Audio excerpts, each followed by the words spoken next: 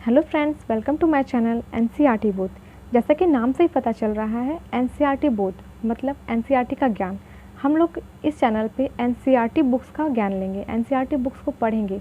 उसमें भी एनसीईआरटी में भी कौन सी बुक्स? सोशल साइंस की बुक्स। सोशल साइंस में 4 सब्जेक्ट आते हैं, हिस्ट्री, पॉलिटिकल, इकोनॉमिक्स और ज्योग्राफी। और हम लोग यहाँ पे सबसे पहले हिस्ट्री यानी कि इतिहास विषय पढ़ेंगे। इतिहास की 6 to 12 की पूरी बुक कवर करेंगे। ये पढ़ेंगे कि बुक में क्या इम्पॉर्टेंट फैक्ट्स हैं जो हमारे लिए यूज़फुल हैं, और बुक्स में क्या समझाया गया है उसको भी समझेंगे, बुक को समझेंगे और साथ में इम्पॉर्टेंट फैक्ट्स को देखते चलेंगे। लाइन बाय लाइन पूरी बुक नहीं पढ़ेंगे, यहाँ पे हम लोग सिर्फ बुक्स के इम्पॉर्टेंट फैक्ट्स को ही पढ़ेंगे। ठीक है, एनसीईआरटी क्यों ज़रूरी है ये तो बताने की ज़रूरत नहीं है, क्योंकि आप लोग जानते हैं कि एनसीईआरटी से ही बहुत सारे आजकल एग्ज़ाम में एनसीईआरटी से सीधे क्वेश्चन पूछ लिया जा रहा है। एनसीईआरटी हमारे लिए बहुत हेल्पफुल होते हैं किसी भी कॉम्पिटिशन की तैयारी करने के लिए। तो ठीक है फ्रेंड्स, चलिए हम लोग एनसीईआरटी की 6 की बुक पढ़ना शुरू करते हैं। ठीक, हमारे अतीत। अच्छा, हम लोग ये देखते हैं कि इतिहास क्या है। ठीक है, इतिहास को क्यों पढ़ना चाहिए? इतिहास समाज विज्ञान का एक हिस्सा है, ये आप लोग जानते हैं। इतिहास बताता है कि आज की दुनिया कैसे विकसित हुई। यह हमें वर्तमान के अतीत के बारे में बताता है। हम भूल जाते हैं कि जीवन हमेशा वैसा नहीं था जैसा हमें आज दिखाई देता है। इतिहास एक रोमांचक यात्रा है। अगर आप इसको मतलब इस तरह से पढ़ेंगे कि हम लोग एक यात्रा कर रहे हैं, जैसे प्राचीन समय में क्या हुआ, फिर इसको पढ़ते हुए और आज के समय से तुलना करेंगे, तो एक आज को इतिहास एक रोमांचक यात्रा ही दिखेगी। आज हम जिस दुनिया में हैं उसे बनाया है हमसे पहले आए लोगों ने। ठीक है, जब हम इतिहास पढ़ते हैं तो ये देखते हैं कि ये बदलाव कैसे आए। लंबे अंतराल में धीमे धीमे होने वाले परिवर्तनों का असर देख पाते हैं। इतिहास पढ़कर हम समझ पाते हैं कि आधुनिक दुनिया अनेक सदियों से हो रहे बदलावों का ही परिणाम है। ठीक है, इस किताब में हम क्या पढ़ेंगे? राजा रानियों, उनकी विजयों, नीतियों के बारे में पढ़ेंगे, शिल्पकारों के बारे में पढ़ेंगे, व्यापारियों के बारे में, आग के बारे में, लोहे के आविष्कार के बारे में, गेहूं तथा धान की खेती कैसे शुरू हुई, तीर्थयात्रियों के बारे में इत्यादि मतलब टॉपिक्स पे हम लोग इस बुक में पढ़ेंगे। ठीक है, हम लोग ये देखेंगे कि इतिहास सिर्फ महान लोगों की जीवनी नहीं है। इतिहास सामान्य स्त्रियों, पुरुषों और बच्चों के जीवन और क्रियाकलापों के बारे में भी है। इतिहास सिर्फ राजनीतिक घटनाओं के विषय में नहीं, बल्कि वह समाज में हो रही हर चीज़ के बारे में है।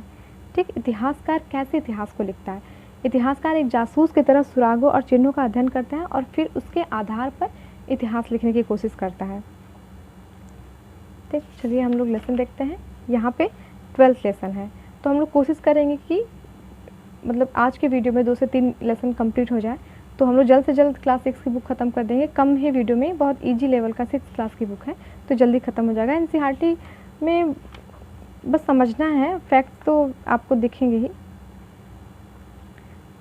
चलिए ठीक है, हम लोग पढ़ते हैं। लेसन 1 में क्या लिखा है? क्या, कब, कहाँ और कैसे। कैसे पता लगाएं? बहुत पहले क्या हुआ था या कैसे जाना जा सकता है?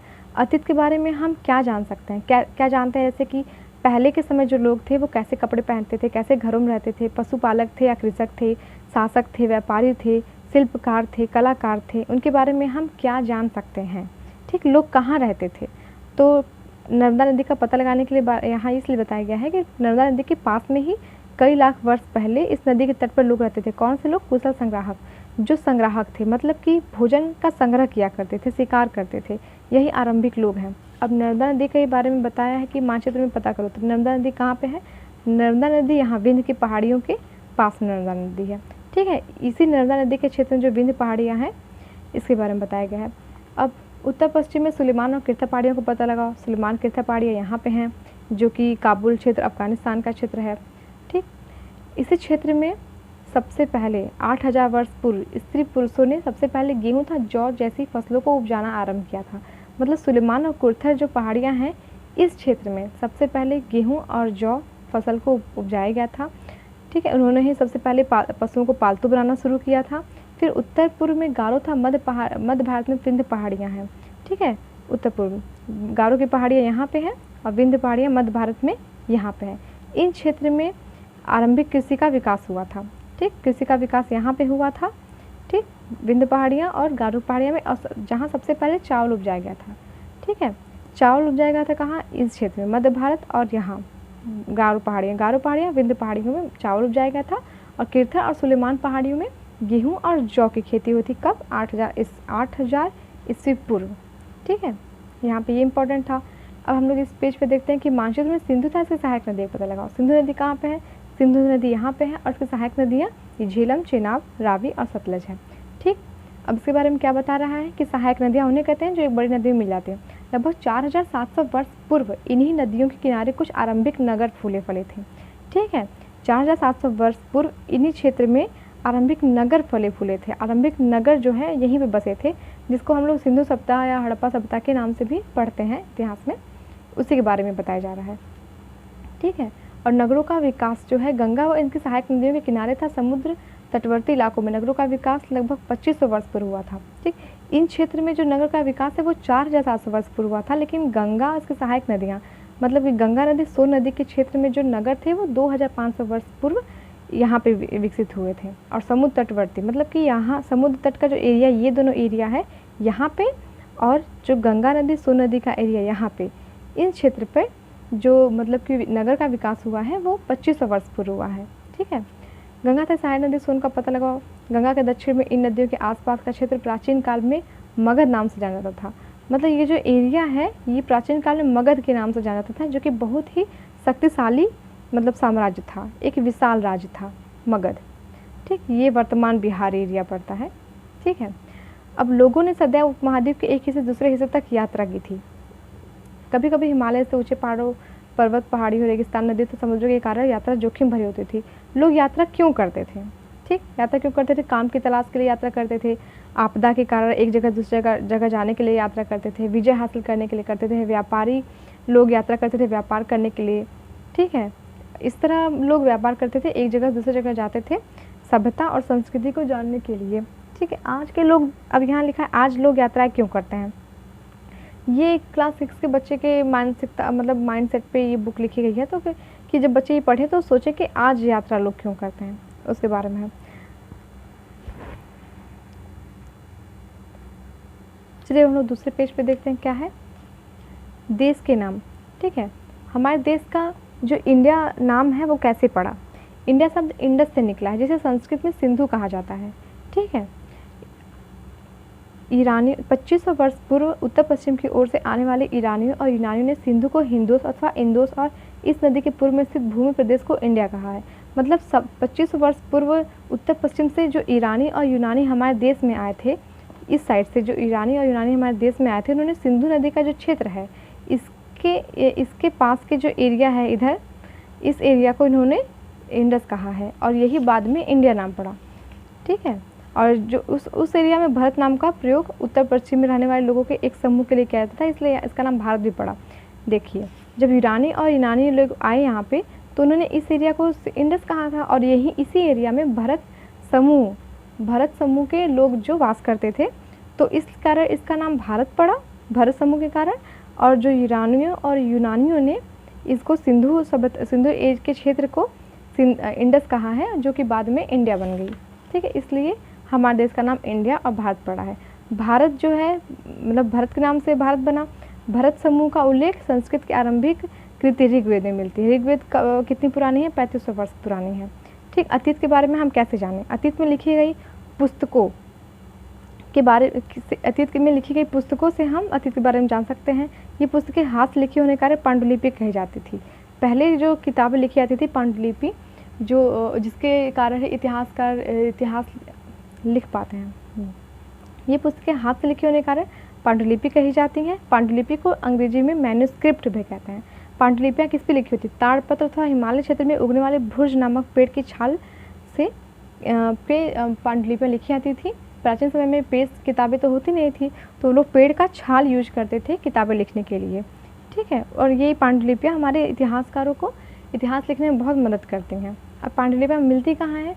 पांडुलिपियाँ मंदिरों और विहारों में प्राप्त होती हैं। इन पुस्तकों में धार्मिक मान्यताओं व व्यवहारों, राजाओं के जीवन, औषधिता, विज्ञान आदि सभी प्रकार के विषयों की चर्चा मिलती है। ठीक है, फिर इसके अतिरिक्त महाकाव्य जो है, महाकाव्य हैं, कविताएं हैं, नाटक हैं, उनसे भी क्या में हम इतिहास को जानते हैं। ये संस्कृत, प्राकृत और तमिल भाषा में मिलती हैं। प्राकृत भाषा क्या है? प्राकृत भाषा का प्रयोग आम लोग करते थे। ठीक है, संस्कृत भाषा का प्रयोग विद्वान लोग करते थे और प्राकृत भाषा का प्रयोग आम लोग करते थे। हम अभिलेखों का भी अध्ययन कर सकते हैं। ऐसे लेख पत्थर अथवा धातु जैसे अपेक्षाकृत कठोर सतहों पर उत्कीर्ण किए गए मिलते हैं। अभिलेख क्या होते हैं? जो प्राचीन समय में जो राजा थे वो अभिलेख लिखवाते थे, या जो भी मतलब महत्वपूर्ण लोग होते थे, जो शासक होते थे, शासक अपनी लड़ाइयों के विजयों का लेखा जोखा रखते थे अभिलेखों में। ठीक है, ये अभिलेख जब हम इतिहासकार पढ़ते हैं तो वो जानते हैं कि हाँ, जो भी मतलब राजा इस अभिलेख को लिखा है उसके समय में कैसी राजनीतिक स्थिति थी, कैसी प्रशासनिक आर्थिक स्थिति के बारे में इसको पढ़ के अंदाज़ा लगाया जा सकता है, और इतिहास लिखने में बहुत मदद करते हैं अभिलेख। ठीक है, ये एक तरह से इतिहास के स्रोत हैं, इतिहास को लिखने के स्रोत होते हैं अभिलेख। ठीक, ये पत्थर पे लिखा जाता है, अभिलेख पत्थर पे कठोर सतह पर उत्कीर्ण किए जाते हैं। ठीक है, और ये जो फोटो में आप लोग को अभिलेख दिख रहा है, ये 2250 वर्ष पुराना ये अभिलेख वर्तमान अफगानिस्तान के कंधार से प्राप्त हुआ है। ये अभिलेख अशोक नामक शासक का है। ठीक है, इसके अतीत में बनी और प्रयोग में लाई जाती थी। जो अभिलेख है या पांडुलिपियां हैं, इनके अध्ययन जो करते थे, इनके ऐसी वस्तुओं का अध्ययन करने वाला व्यक्ति पुरातत्वविद कहलाता है। पुरातत्वविद पत्थर और ईंट से बनी इमारतों के अवशेषों, चित्रों तथा मूर्तियों का अध्ययन करते हैं, उनको पुरातत्वविद कहते हैं। ठीक है, वे औजारों, हथियार, बर्तन, आभूषणों तथा सिक्कों की प्राप्ति के लिए छानबीन तथा खुदाई करते हैं। पुरातत्वविद जो होते हैं वो इन सब चीज़ों जो हैं, ये सब चीज़ें स्रोत होते हैं और इनका प्रयोग करके वो इतिहास लिखते हैं। ठीक है, जैसे यहाँ है, ये इस तरह के पात्र का प्रयोग 4700 वर्ष पूर्व होता था, जब इन लोगों को, पुरातत्वविदों को या इतिहासकारों को ये मिलता है। पुरातत्वविद जो है वो इन सब चीज़ों को खोज करके बताते हैं कि ये सब कितने पुराने हैं, और फिर इसी आधार पर इतिहासकार इतिहास लिखने की कोशिश करते हैं। ठीक, यहाँ पे ये पात्र है और यहाँ पे चांदी के सिक्के जो 2500 वर्ष पूर्व प्रयोग होते थे, उनके फिगर यहाँ पे है। ठीक, पुरातत्वविद जानवरों, चिड़ियों तथा मछलियों के हड्डियों को भी ढूंढते हैं, और वे अन्न के दाने अथवा लकड़ी के टुकड़े जल जाते हैं, वे जले हुए रूप में बचे रहते हैं, उससे भी इतिहास को पता लगाता है कि जब कोई चीज़ जल जाती है तो उससे इतिहास को जाना और भी सरल हो जाता है, कि उसमें जो कार्बन की मात्रा होती है उससे जान सकते हैं कि वो कितना पुराना है वो चीज़, और हड्डियों से भी पता चलता है। तो पांडुलिपियां अभिलेखों तथा पुरातत्व से ज्ञात जानकारियों के लिए इतिहास का प्राय स्रोत शब्द का प्रयोग करते हैं। स्रोत क्या होता है? जो इतिहास लिखने में मदद करता है। ये इतिहासकारों के लिए और पुरातत्वविदों के लिए बहुत ही महत्वपूर्ण होता है। ठीक है, अतीत एक या अनेक।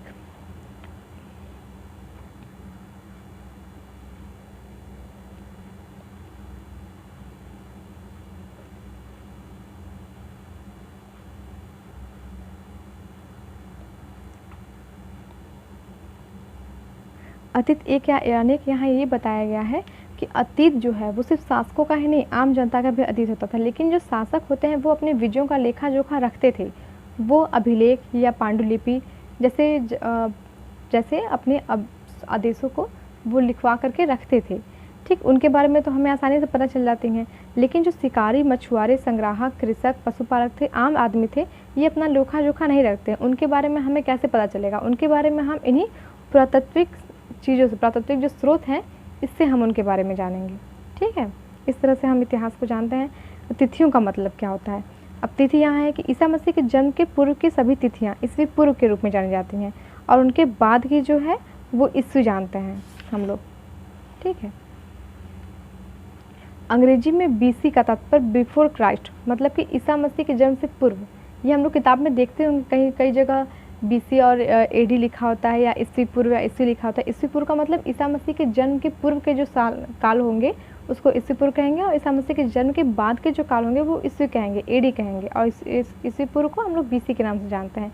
यही है, बीसी मतलब बिफोर क्राइस्ट, ईस्वी पूर्व, एडी मतलब एनो डोमिन, ईस्वी को कहेंगे। अब अभिलेख कठोर सतहों पर उत्कीर्ण करवाए जाते थे, ये तो आप लोग जान ही गए।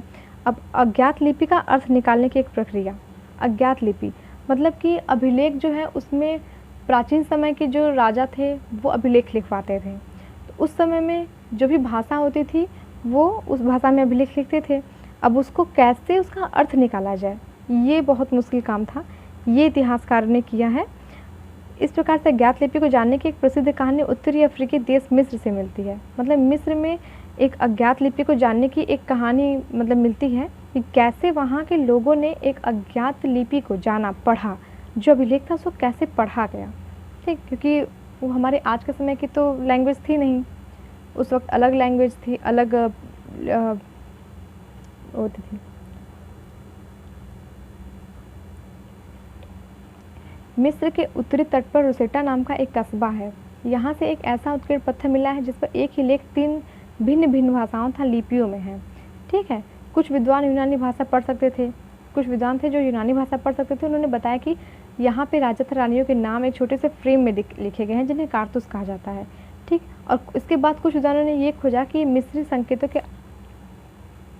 के उत्तरी तट पर रोसेटा नाम का एक कस्बा है जहाँ पे उत्कीर्ण पत्थर मिला है जिस पर एक ही लेख 3 भिन्न भिन्न भाषाओं था लिपियों, मतलब यूनानी था मिस्री लिपि के 2 प्रकारों में ये लेख लिखा हुआ है। कुछ विद्वान थे जो यूनानी भाषा पढ़ सकते थे, उन्होंने इसको पढ़ने की कोशिश की और बताया कि इस अभिलेख में राजा रानियों के नाम और छोटे से फ्रेम में उनके नाम लिखे गए हैं जिसको कि कारतूस कहा जाता था।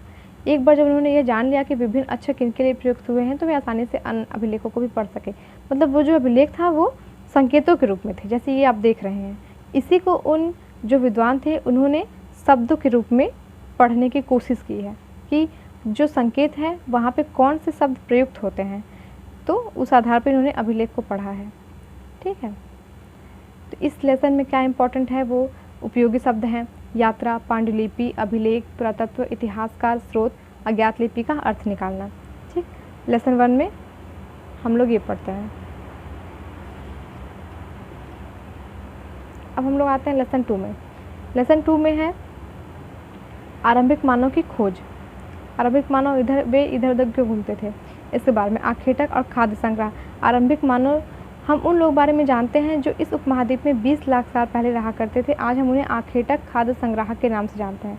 मतलब हम जो आज से 20 लाख वर्ष पहले लोग यहाँ रहते थे उनके बारे में हमें इतिहास में साक्ष्य मिलते हैं और हम उन्हीं लोग के बारे में जानते हैं और उनको हम लोग आखेटक और खाद्य संग्राहक कहते हैं। क्यों कहते हैं? क्योंकि वो भोजन का इंतजाम करते थे, जंगली जानवरों का शिकार करते थे, आखेट करते थे और भोजन का संग्रह करते थे। ठीक, वे मछलियाँ और चिड़ियाँ पकड़ते थे, फल मूल दाने पौधे पत्तियाँ अंडे इकट्ठा किया करते थे। इसी से उनका जीवन बसर चलता था। ठीक है, आगे देखते हैं क्या इम्पोर्टेंट है।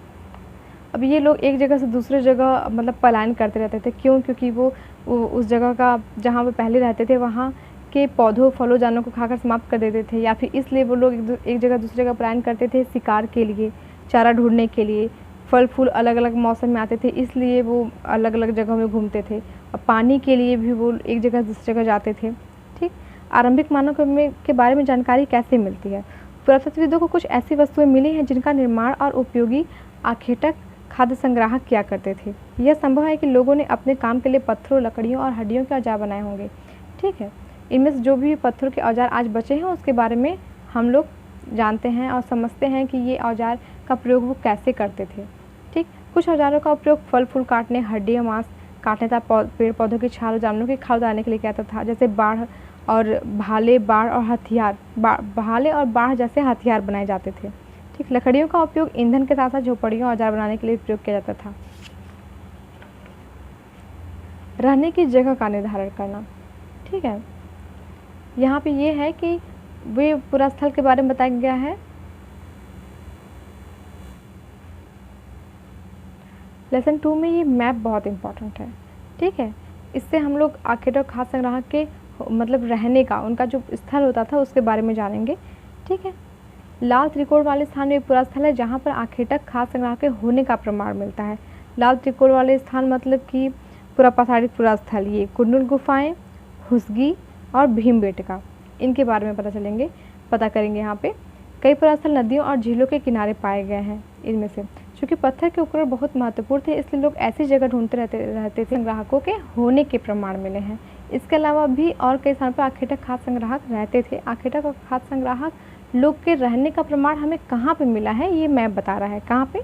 भीमबेटका में, हुसगी में और कुरनुल गुफाएं में।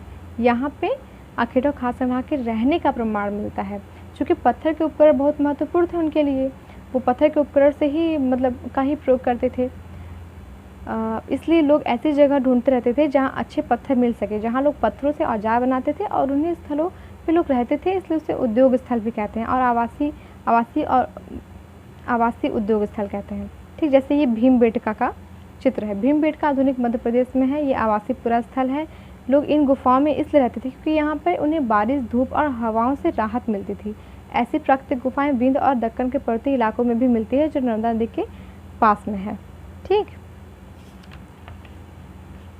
आगे देखेंगे पुरास्थल। पुरास्थल क्या होता है? पुरास्थल उस स्थान को कहते हैं जहाँ औजार, बर्तन और इमारतों जैसी वस्तुओं के अवशेष मिलते हैं। ठीक है, ऐसी वस्तुओं का निर्माण लोगों ने अपने काम के लिए किया था और बाद में वे उन्हें वहीं छोड़ कर चले गए थे। ठीक, जिसको आज जब वो चीज़ें हमें आज मिलती है वहाँ पे, तो हम उसको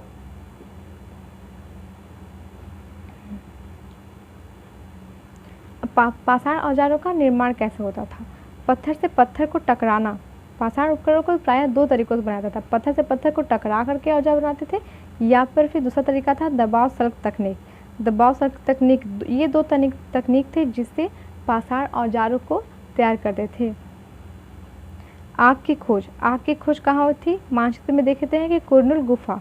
कुरनुल गुफा वह क्षेत्र है जहाँ से राख के अवशेष मिले, जिससे हमें पता चलता है कि आरंभिक लोग आग जलाना सीख गए थे। आग क्यों जलाए गए थे? प्रकाश के लिए, मांस भूनने के लिए, खतरनाक जानवरों को दूर भगाने के लिए आग का प्रयोग किया जाता था। अब हम लोग ये देखें कुरनुल गुफा मानचित्र में कहाँ है। कुरनुल गुफाएं, ये देखिए, ये कुरनुल गुफा है। यहीं से हमें राख के अवशेष मिलते हैं। इससे पता चलता है कि आरंभिक लोग जो हैं, जो पाषाणिक पुरास्थल कुरनुल गुफाएं हैं, आरंभिक लोग जो हैं वो आग का भी प्रयोग करना सीख गए थे। बदलती जलवायु। लगभग 12,000 साल पहले दुनिया की जलवायु में बड़े बदलाव आए और गर्मी बढ़ने लगी। इसके परिणामस्वरूप कई क्षेत्रों में घास वाले मैदान बनने लगे, जिससे कि जो यहाँ देखते हैं बदलती जलवायु। लगभग 12,000 साल पहले दुनिया की जलवायु में बड़े बदलाव आए और गर्मी बढ़ने लगी, जिससे कि घास के क्षेत्र बढ़ने लगे और यहाँ पे जानवर भी आने लगे। इन्हीं का पीछा करते हुए जो खाद्य संग्राहक लोग थे, पहले के लोग थे, वे जानवरों का शिकार करते थे और इनके पीछे आए और फिर इन्होंने इन जानवरों का पालना शुरू किया। ठीक, फिर वे लोग मछली और भोजन करने लगे।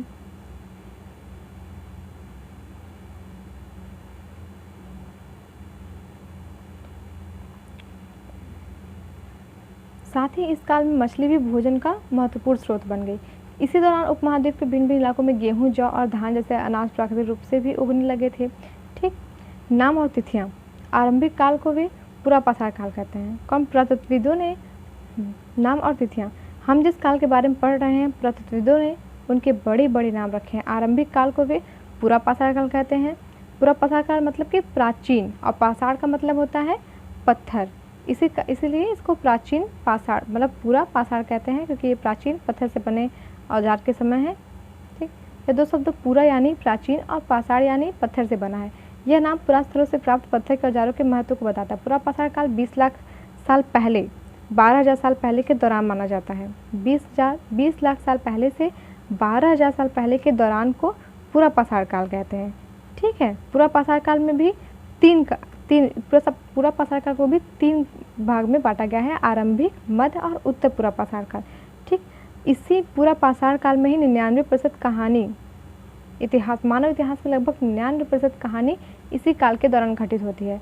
जिस काल में हमें पर्यावरणीय बदलाव मिलते हैं उसे मेसोलिथ यानी मध्य पाषाण युग कहते हैं। ठीक, जब हम प्राचीन मानव के बारे में पढ़ेंगे तो वो 99% उसके बाद प्राचीन मानव के बारे में हमें पुरापाषाण काल में पता चलती है। लेकिन जब पर्यावरणीय बदलाव आते हैं उसको हम लोग मध्य पाषाण युग कहते हैं। इसका समय लगभग 12,000 साल पहले से 10,000 साल पहले तक है। इस काल को पाषाण औजार आमतौर बहुत छोटे होते थे, इसलिए इसको माइक्रोलिथ या लघु पाषाण युग भी कहते हैं। इन औजारों में हड्डियों या लकड़ियों के मुट्ठे लगे हंसिया और आरी जैसे औजार मिलते थे। ठीक, फिर देखते हैं नवपाषाण काल। लगभग 10,000 साल पहले से इसकी नवपाषाण काल की शुरुआत लगभग 10,000 साल पहले से होती है और हम लोग आगे की लेसन में उसके बारे में पढ़ेंगे। यहाँ हमने किसके बारे में पढ़ा? लेसन 2 तक हमने लेसन 2 तक पुरापाषाण काल तक के बारे में पढ़ा है। ठीक, आगे के लेसन में हम लोग मध्य पाषाण काल और नवपाषाण काल को भी पढ़ेंगे। इस पेज पे है शैल चित्रकला। इनसे हमें क्या पता चलता है? जिन गुफाओं में लोग रहते थे उनमें से कुछ दीवारों पर चित्र मिले हैं।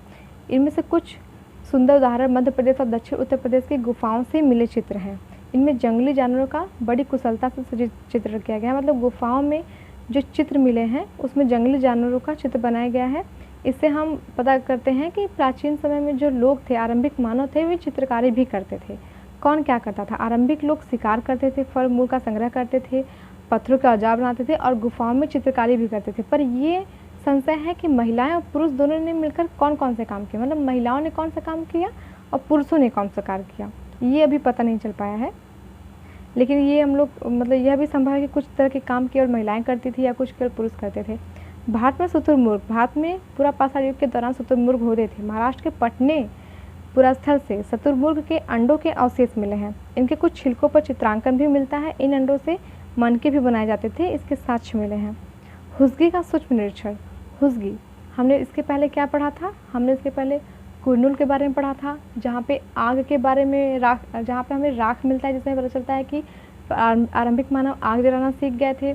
इसके पहले हमने किसके बारे में पढ़ा था? इसके पहले हमने पढ़ा था भीमबेटका के बारे में।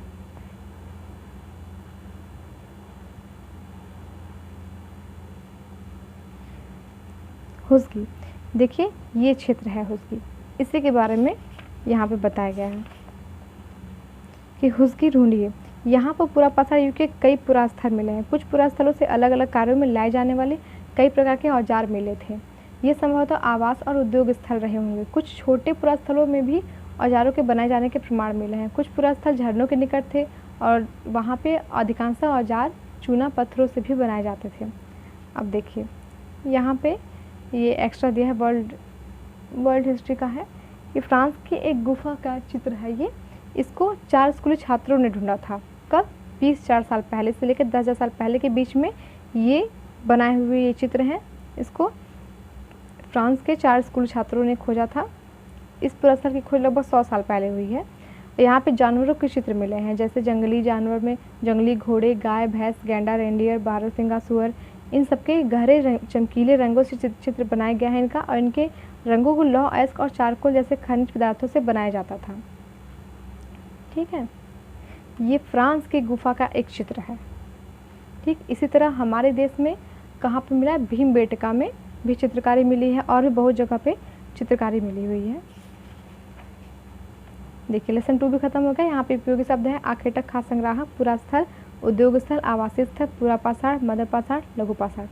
चलिए आज के वीडियो में इतना ही करते हैं। अब हम लोग अगले वीडियो में आगे का लेसन पढ़ेंगे। तब तक के लिए पढ़ते रहिए, आगे बढ़ते रहिए, अपने ज्ञान और क्षमता को बढ़ाते रहिए।